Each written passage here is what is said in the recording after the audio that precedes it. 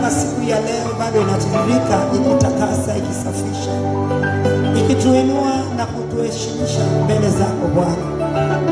Achilia damu yako tena saa na wakati huu katika neno lako, ili neno lako linapopita katika maisha yetu, basi tukasafishike kwa damu yako takatifu, tuweze kuwa vyombo na kuweza kuwa wale ambao Bwana ulikusudia tuwe. Tunatamani kufika katika utukufu huu ambao Bwana unataka tuweze kufika. Neema yako ikatoshe kwetu tena siku ya leo, ili katufikishe mahali hapo Bwana. Katika mwendo wetu wa wokovu Bwana, tunategemea neno lako Bwana, na ndio maana kila itwapo leo tuko mbele zako kwa ajili ya kulisoma na kulitafuta, maana kupitia neno lako Bwana ndio tunaweza tukafika mahali ulipotukusudia. Asubuhi ya leo Bwana, tunajitisha chini ya mkono wako ulio ndani ya damu yako, tukijichovya ili kupitia utakaso huo Bwana tukaweze kusikia na kuelewa yale unaosema nasi, hata tuweze kutendea kazi makunyanzi yanayokaa ndani yetu, makunyanzi na madoa yanayotuzinga ndani yetu. Bwana Yesu, tunaitisha damu yako takatifu ikatakase fahamu zetu na akili zetu, ikatakase mioyo yetu Bwana na nia za mioyo yetu na hisia zetu Mfalme, ili tukaweze kupata kibali mbele zako katika yale ambayo Bwana ulitaka tuwe, nasi tujiweka wakfu sasa, tukijitiisha chini ya mkono wako ulio hodari, chini ya uongozi wako Roho Mtakatifu, wewe ambaye ndiye mwalimu wetu. Tazama, tangu tumeanza siku ya leo umekuwa ukitufundisha na kusema, hujaacha na wala hujakoma, na bado unaendelea, na hata sasa tena tuko mbele zako. Tunatamani tena kusikia kutoka kwako. Tunajiweka wakfu chini ya mkono wako, chini ya uweza wako, chini ya mamlaka yako na chini ya utukufu wako. Tunaomba ukaseme nasi, na kwa utukufu wako Mungu Baba ukatujalie neema ya kuweza kuelewa, ili tuweze kutendea kazi sawa sawa na makusudio yako. Katika jina lako Kristo tunajiweka wakfu mikononi mwako sasa, na wote tuseme amen. Amen. Haleluya. Kaa katika uwepo wake Bwana. Mungu ni mwema, ni mzuri na ni mwaminifu. Ninakusalimu katika jina la Yesu. Kwa neema yake ametujalia tukutana siku ya leo, na kwa neema yake ametuweka hapa ili aseme nasi, na ni kwa neema yake anaenda kutufundisha kupitia Roho wake Mtakatifu. Nikukaribisha katika nyumba ya Mungu aliyotujalia kukaa hapa siku ya leo. Basi ukafungue moyo wako, masikio yako, uweze kupokea kutoka kwake. Siku ya leo ni siku ya pekee tena. Sitasema kwa kirefu, nitasema kwa kifupi sana, lakini neema yake itatosha katika somo tunalokwenda nalo la utukufu wako uende nasi. Utukufu wako uende nasi. Katika maisha yetu ya wokovu kuna kitu ambacho kila mmoja anatakiwa kutamani, na ndio hiki tunacho, utukufu wake kwenda na sisi. Utukufu wake unapotembea na sisi, ni yeye anatembea na sisi. Neema yake inatosha, na tunatamani neema yake itutoshe katika hili, kwa sababu nimejifunza kitu ambacho hata sielewi tena, na nitajifunzaje tena. Nafika mahali najikuta mimi sielewi, lakini uzuri Roho wa Mungu yupo kutuelewesha, kwa sababu yeye ndio mwalimu wetu. Anaijua lugha ya Mungu, hata kama ni ngumu namna gani. Waswahili wanasema hakuna mkate mgumu kwa chai. Kwa sababu yeye ni Roho wa Mungu, Hakuna kilicho gumu ambacho hakijui hawezi kutendea ama kutusaidia nacho, kwa sababu ni katika hicho ndio yeye aliachwa atusaidie, na ni katika hivyo anatubeba na anatusaidia na anatusogeza. Kwa hiyo tunamshukuru Mungu kwa ajili ya hilo, na hata sasa tunakwenda kujifunza katika mahali ambapo leo Bwana amekusudia tuweze kuanzia. Wiki iliyopita tuliangalia kuhusiana, tulitaka tumjue kwanza huyu Roho wa Mungu kama Roho Mtakatifu ni nani, na kwa sehemu ile ambayo tuliweza kujaliwa naye tuliweza kuangalia mengine ya kumjua, na katika kumjua kwenye utendaji wake tutaendelea tukimjua tunapoendelea na kujifunza. Tutaendelea tukijifunza ienda na yeye. Na leo tunaenda kuingia katika hatua nyingine, baada ya kuona na kutambua ya kwamba huyu Roho Mtakatifu tunayesema habari zake ndiye Mungu mwenyewe. Na inapofika mahali sisi kama kanisa tukamdharau, ndio maana Biblia inasema dhambi ambayo haisamehewi ni ya kumkufuru yeye, kwa sababu unaweza kufikiri ni Roho wa Mungu tu, kama ni kitu fulani vile, sio kama mtu fulani, lakini sasa ni Mungu mwenyewe. Sasa kwa hiyo ninapofika mahali nikaona kwamba thamani yake haipo, ndio maana nimesema kwamba nafika mahali mimi nakuwa sielewi tena, alafu sielewi na sielewi. Nikisema sielewi ni kwamba sielewi na sielewi, lakini yeye yupo atatusaidia kuelewa. Unafika mahali na itafuta thamani ya Roho Mtakatifu, naona nahitaji utulivu kutosha niweze kuijua thamani yake, sababu ikiwa kama yeye ndiye Mungu na anasema atakaye mkufuru hasamehewi. Sasa unatafuta, nilikuwa najaribu kutafuta kumkufuru manake nini, nikaja nikagundua kwamba unajua kabla mtu hajaingia kwenye uovu kinachotangulia ni uasi. Kinachotangulia ni nini? Ni uasi. Sasa ule uasi unamfanya mtu amkatae Mungu. Ndio nikafika mahali nikaona kama vile sielewi, kwa maana kwamba ninamkataa Mungu. Sasa nikimkataa Mungu, yeye ananisameheje? Sasa ataendaje na mimi? Atakuwaje na mimi wakati mimi nimeshamkataa? Nimemkataa, nikajifungia nira na shetani. Kwa hiyo nikajaribu kuangalia ni namna gani tunavyoitazama ama tunavyotazama uovu sisi tuliokoka, na tukauona uovu kama ni kitu kidogo fulani vile ambacho kinaweza kikafanywa tu hivi na kikaenda kama vile kufanya mbu hivi. Lakini nikaja nikagundua kwamba ni hapa mawazo yetu yamekuwa yanakwenda makosa.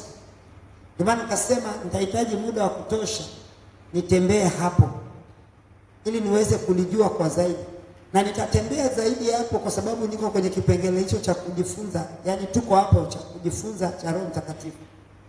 Naona nitahitaji kuzama zaidi ya kiwango kile ambacho niliweza kuona naweza nikafundisha ama nikaelewa, japo kwa kifupi ambavyo tumeweza kuangalia. Lakini tunaona kwamba mwili wa Kristo unatakiwa ujengwe, na mwili wa Kristo unajengwa kwa sababu kuimarika kwa mwili wa Kristo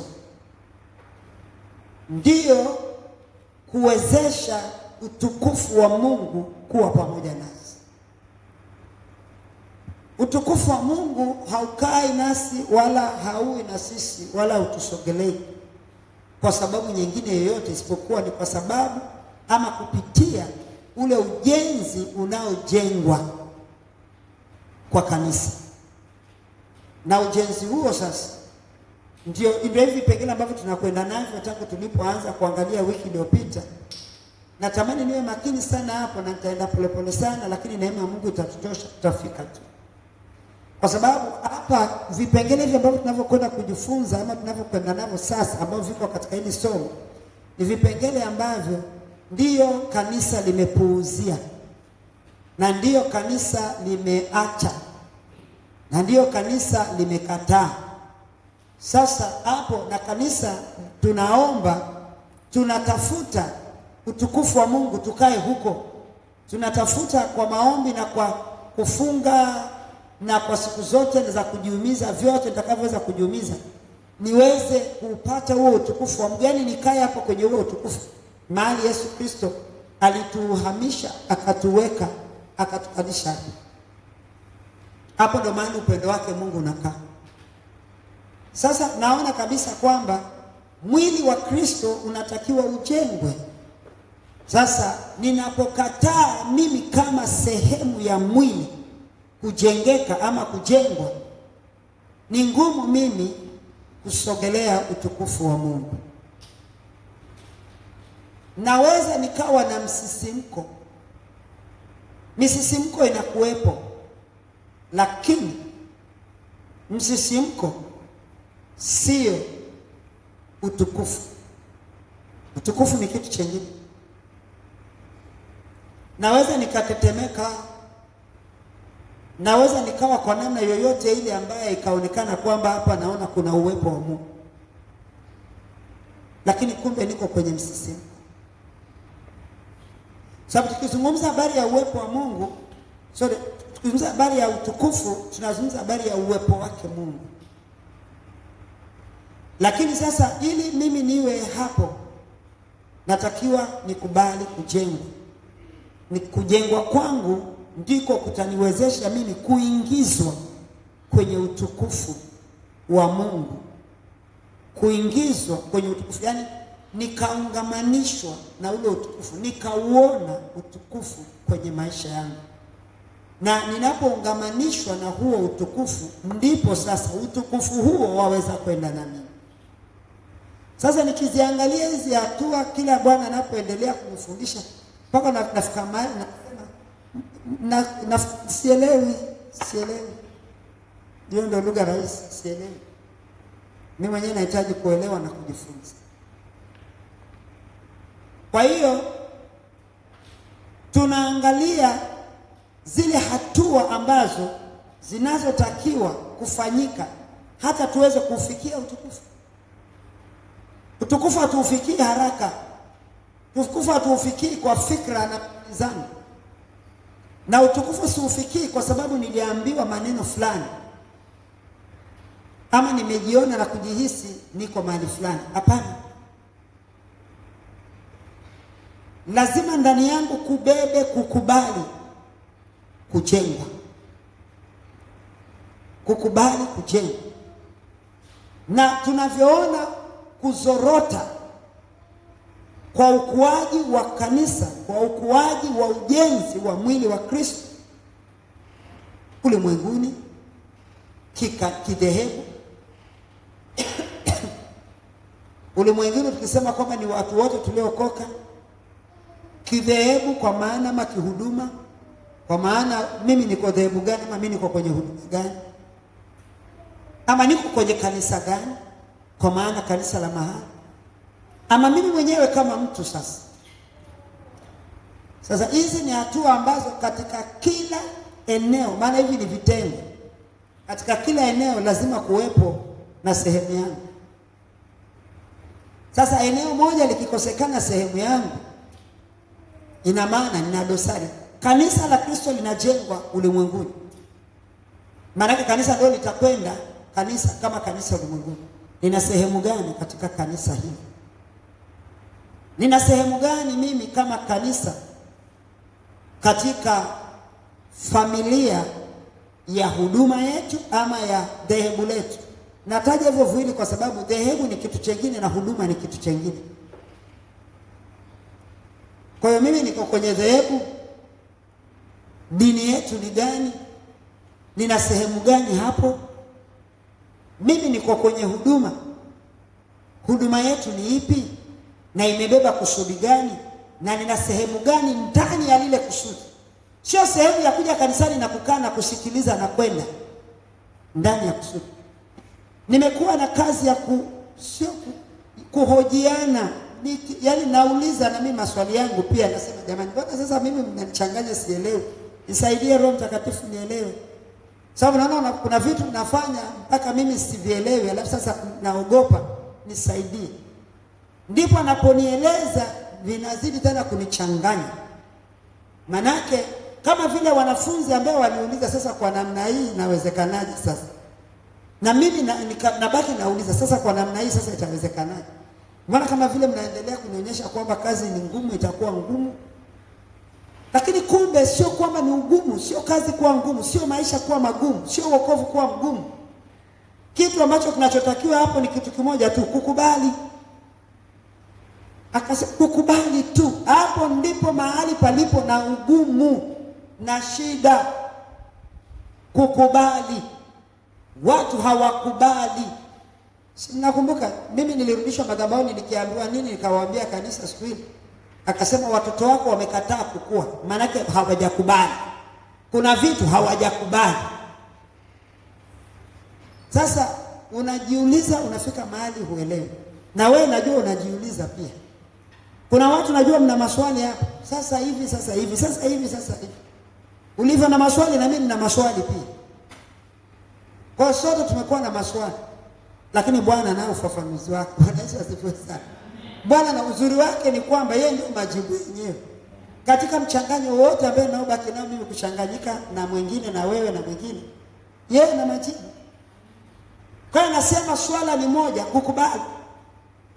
Mahali ninaposhindana na watu wangu, watoto wangu, ni kwenye kukubali. Ugumu wa kutokukubali ndio unasababisha yale ambayo ninayo ya kusudia yashindikane kwao, na wao wakapoteza nafasi ama kuwa sehemu ya ujenzi wa kile ninachokijenga. Kuna wakati anasema maneno magumu, alafu inanichukua muda sana mpaka nizunguke hapo, nizunguke kwa muda fulani na mimi mwenyewe ndio niweze kuelewa. Kwa maana yake lugha inakuwa ni ngumu hata mimi ya kuweza kuielezea. Maana yake sielewi nitaenda kueleza nini ama nitasema nini. Kwa hiyo anasema shida yangu mimi ni hiyo. Sasa ili watu waende na utukufu wangu, kwa maana watembee na mimi.